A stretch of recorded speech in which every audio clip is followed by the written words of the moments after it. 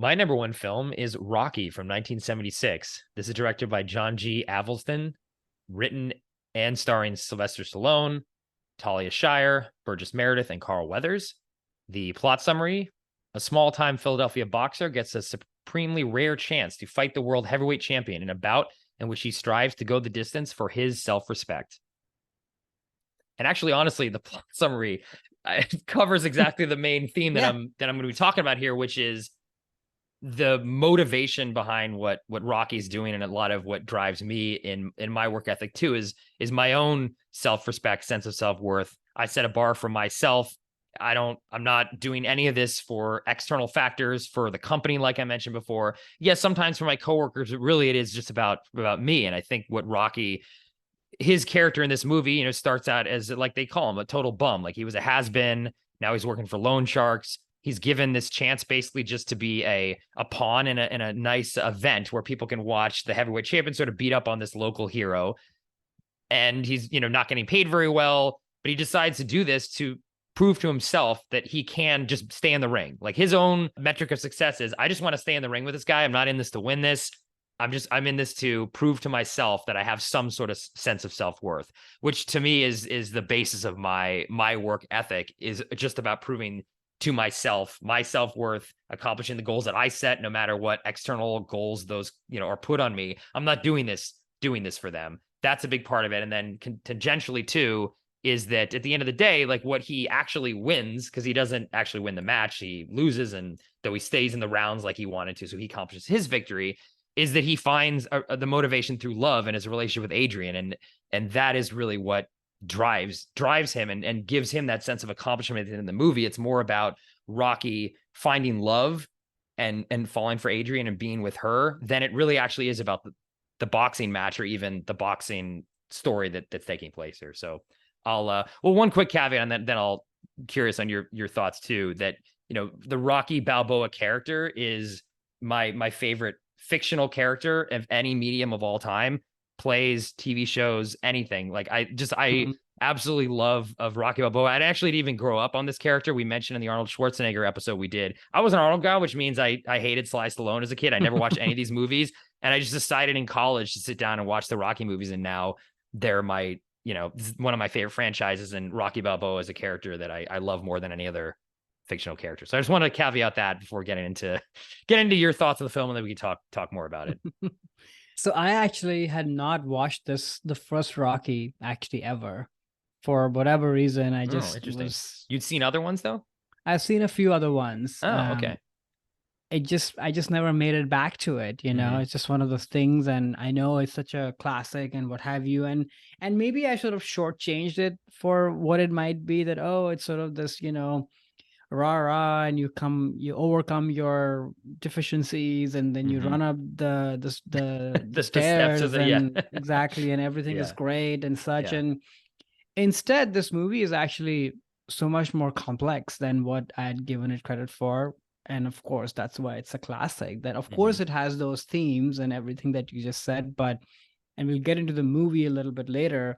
It's a perfect movie in that sense. Mhm. Like, it's complex and it's a gritty 70s movie. I don't know why I thought it would be otherwise, but yeah, those themes resonate very strongly. It is a movie about self-doubt and overcoming that in a powerful way, but it doesn't all happen just like that. You see Correct. him go ahead, take a step forward, two steps backward.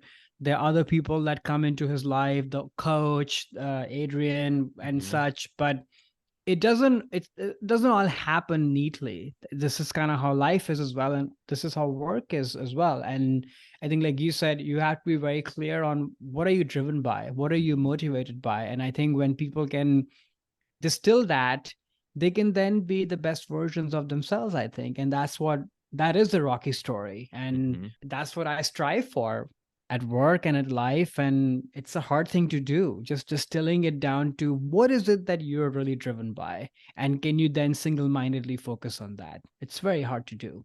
Right. And also too, what I think makes this movie really powerful too is that it's telling a tale of a boxer, which is, yes, you have a coach And yes, he can be motivated by external factors like Adrian's love, but at the end of the day, it literally is only him. He's the only person that can do the training that he has to do, dedication that he has to do. Like there's a famous training montage. He gets up early, he runs in the cold streets, he eats the eggs. Like these are things, yeah, people can tell you to do it, but at the end of the day, you're responsible for that. You have to hold yourself to that. And that is the only way he can accomplish his goals, because it's just him in the ring with another guy. Now, I'm not a fan of the sport of boxing. I've seen one match in my entire life on pay-per-view Same, once. me Not neither. my thing, but I love boxing movies because it Yeah. is so much about individual self-determination, because nobody else can do this for you. And I think that is really powerful, and that Rocky finds the motivation to find the dedication and puts the actual work in. Much like on Spotlight, there's a lot of shoe leather to go in journalism. To be a boxer, there's so much you have to do, mental and physical training, that is repetition, that is not easy, that is hard on your body and your mind, and sacrifices of not drinking, no sex, like all the things that he tells him to do. You're dedicating all of that to something very specific.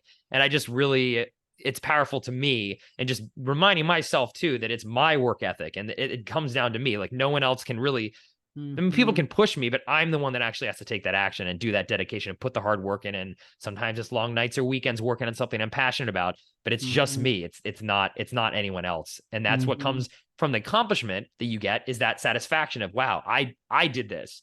And at the end, that's what Rocky, accomplishes. And he's proved it to himself. I mean, at the end of the match, when, he doesn't win, he just lets the distance. Carl Weathers' character, Apollo Creed, says, there's not going to be a rematch. And he's like, I don't want a rematch. Rocky, this is it. This wasn't about winning. It wasn't about the glory and everything like that. He just wanted to last, and he did it. Yeah, it's very powerful. And I think the fact that this was written by Sylvester Stallone, right? There's something very powerful about that too, to me. I'm not his that story. The story behind it. No, I don't know this full story. Yeah, so this actually also is incredibly moving and powerful too. Yeah. Is that Sylvester Stallone was had a troubled childhood and things, and he wanted to be an actor, and he was failed actor for many, many years. People were telling him he's over the hill. He's not a young guy anymore. But he was inspired to write this screenplay of Rocky, and this was like what he wanted to be his ticket. And he was trying to sell the screenplay around and not getting a lot of success, and very super poor, even to the point where he had to take his dog and sell his dog in front of a 7-Eleven to get $100 just to be able to pay his rent. And this is like his, the thing he cared about the most.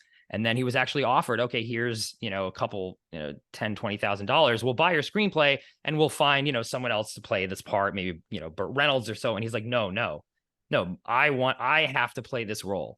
Like he knew that even though he was literally like almost homeless, that the most important thing for him was starring in this movie. And he turned it down. He said, no, even though I just had to sell my dog, I am not going to do this movie unless you let me star in it.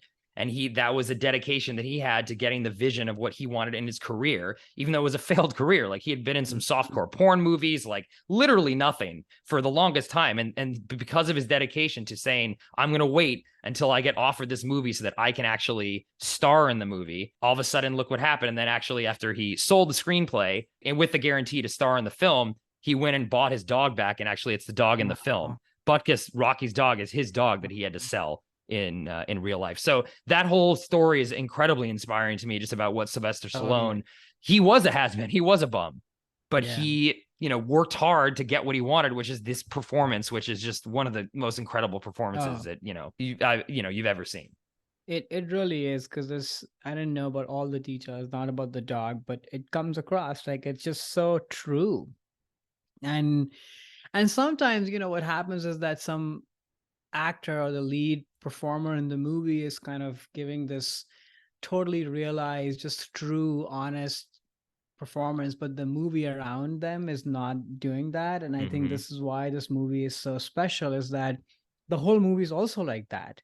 It just feels like you basically travel back, and maybe this is what living in Philly in that time would be like. It just feels, it's flashy, but not in a superficial way that it was sort of underlined to be flashy. It feels flashy and special and auteur driven because it's just so effortless and real. And it's because he's at the center of it. But I'm so impressed that everybody else, including the director, took that same thing. And it's just, yeah, this movie was amazing. I mean, inspired maybe perhaps by Sylvester Stallone's drive. I think that brought everyone else to Yeah. the table to perform at the level that they're at. Because again, I think you're right. Like all the acting is great. The direction's fantastic. I mean, Carl Weathers as Apollo Creed is amazing. And Yeah. obviously, the The score. coach. I mean, you can't discount the Rocky theme. I mean, I use No. that to motivate me. And when I'm Oh, it's working on a project quintessential. or going for a run or something, that definitely helps my Yeah. drive and ethic, because I'm inspired by what Rocky does. Totally.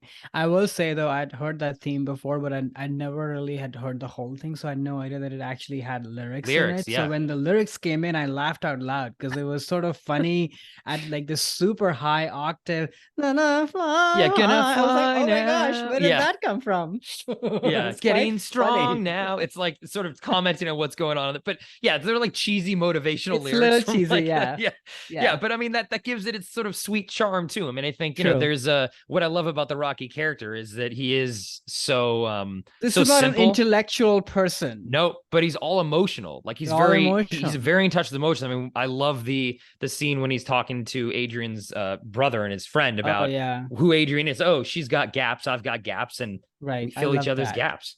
I love that. Beautiful. That is such a moving line that really moved me. Yeah. Their courtship and their scenes together, their chemistry, the ratty old apartment, and the ice hockey ring or the Oh, the skating little rink, date in the skating rink. whatever. Yeah. All of that is just so true and human and real and unflashy, but also it becomes flashy and incredible because it's so true. Like all that is just amazing. And she's great too. Oh, Like she yeah. is Talia Shire is so good such in an this. anchor for this Hmm. movie.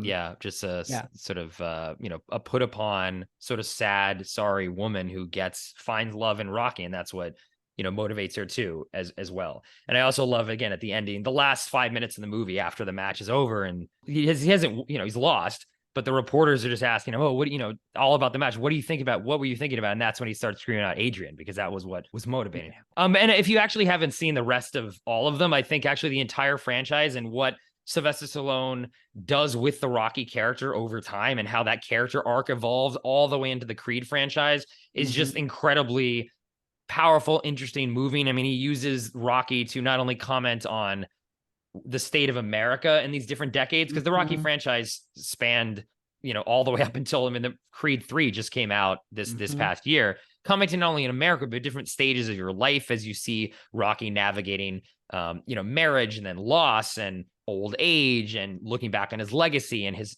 son. I mean, there's so many things. The entire existence of a person's life is wrapped up in this franchise, and that's another reason why I just think the franchise is so powerful, because it's not just the same movie over and over again. The right. Rocky character is evolving. So I would recommend. No, Sometimes I it'll be would. like a long weekend, like Thanksgiving or so, and I'll just put on all the Rockies and just watch them all in a row, just because I love spending time with Rocky Balboa. That sounds like a great weekend. I would have to do that at some point.